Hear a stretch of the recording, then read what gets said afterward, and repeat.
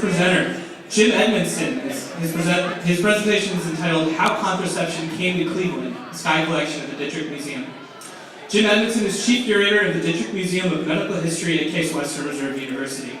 His most recent book is Dissection, Photographs of a Rite of Passage in American Medicine, published in 2009. And at the Dittrich, he is now developing a gallery on the history of childbirth in America. Let's give it up.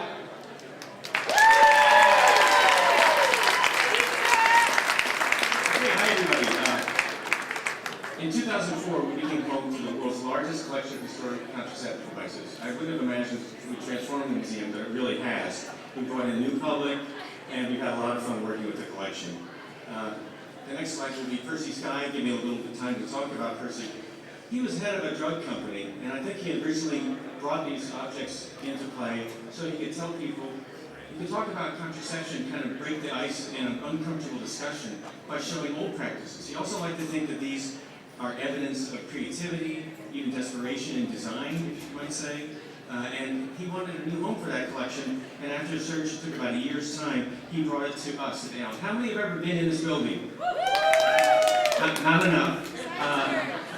We have a disadvantage. We're up on the third floor of the building, so you might not even know, you have to be resourceful to find us there. But we have a collection of her books, instruments and so forth, but we have a whole gallery devoted to the contraceptive collection.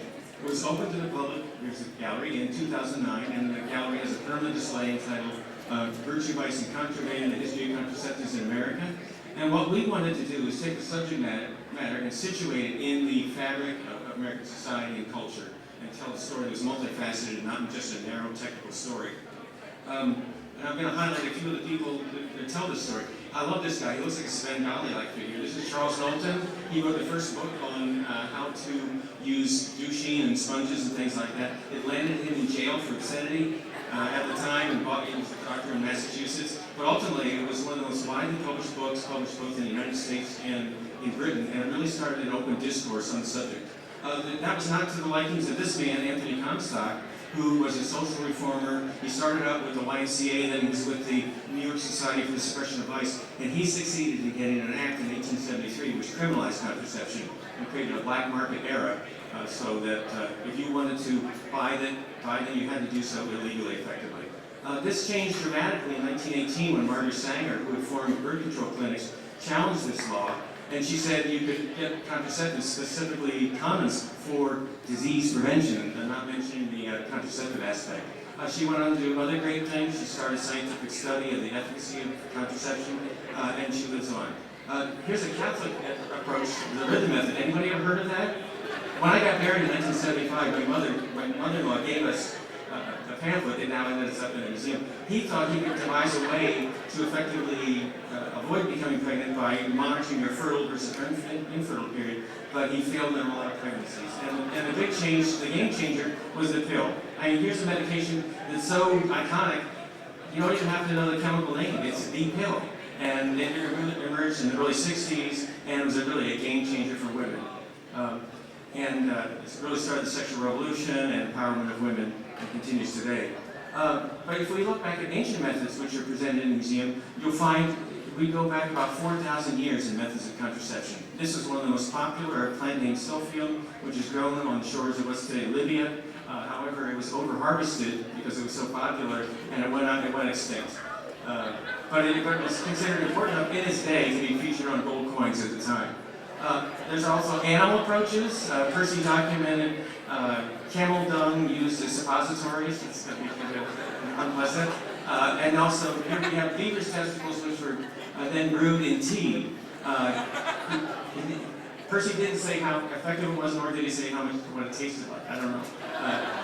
During the World War I, America was still prudish enough that they wouldn't give condoms to our soldiers, so they sent them out into Europe. And if they had a sexual encounter, they expected to use one of these little kits of antiseptic material and disinfectants to clean themselves up. You'll take pride in knowing this, me right here in Cleveland, Ohio. If we move into the 1920s, that's kind of like the golden age of condom packaging. And they were inspired directly by the silent film heroes of the day. The Shake, of course, is still with us as a condom. But if you go back to the silent films, they had this masculinity and virility personified, and you'll see that. I think this is awaiting a great cultural study of the iconography. For ladies, such disgusting things as using Lysol, a household disinfectant, as a form of feminine hygiene. I guess they suppose that it might also have spermicidal qualities. I know it certainly be off-putting.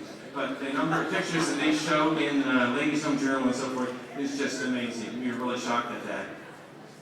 One thing that I was purchased at an antique store in Coventry was the Gyno-Day clock. Now, this was calculated so you could monitor your fertile versus infertile period, but if you didn't want people to know what you were doing, you just flipped the face down and it looked like a nice little alarm clock. And you could buy this at Hammacher Schlemmer, a big gift shop in New York City. IUDs, this is the biggest part of our collection. There's over 400 IUDs. I think that's a reflection of the fact they didn't know how they worked.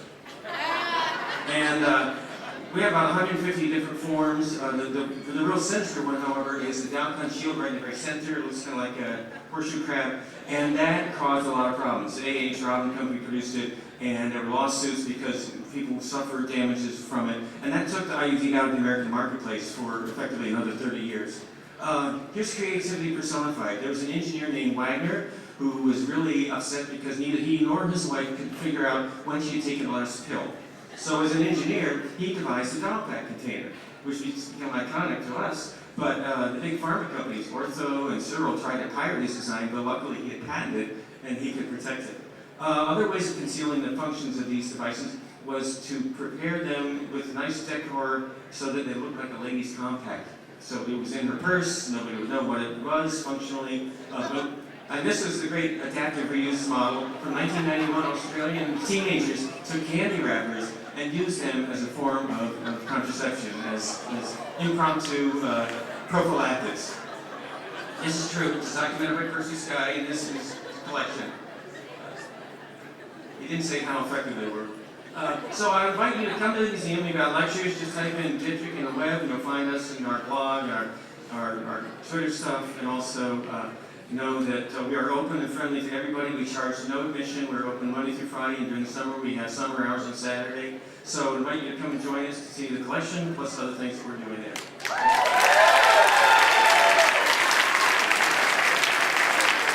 Let's give it up again for Jim Edmonson. Keep going.